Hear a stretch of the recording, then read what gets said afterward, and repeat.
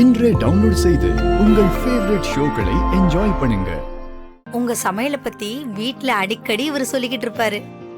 உங்க சமையல் அடிச்சுக்க ஆளே இல்லையாமே. எங்களை இந்த விருந்துக்கு கூட்டிட்டு வந்தது உங்க சமையலுக்காகத்தான். சந்தோஷம். ஆனா அந்த மாதிரிலாம் ஒண்ணும் இல்ல. நீங்க தானே சமைச்சீங்க? இல்ல, எங்க வீட்டு பொண்ணுங்க தான் சமைச்சாங்க. ஆனா அவங்களும் நல்லா சமைப்பாங்க. எப்படியோ நீங்க சொல்லி கொடுத்துதான் சமைச்சிருப்பாங்க. உங்க பக்குவம் அவங்களுக்கு வந்திருக்கும்ல.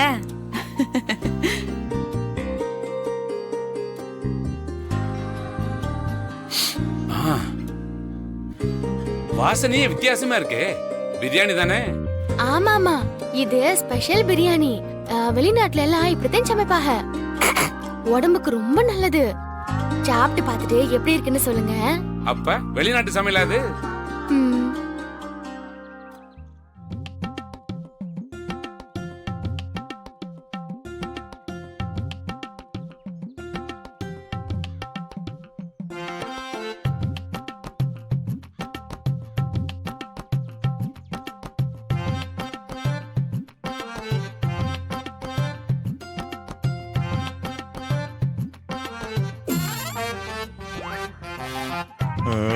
மரா, உள்ள எந்த சத்தமும் கேட்கலையே.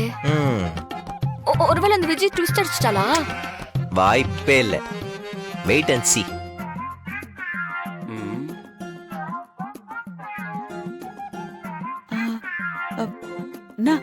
என்னாச்சுன்னா சாப்பிடுங்க.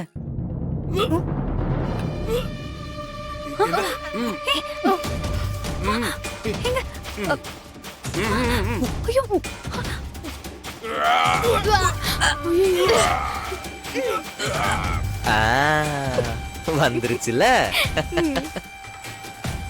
வள்ளி, என்னது இது? தெரியலண்ணா. நான் வள்ளி. என்ன விஜி, என்ன பண்ண?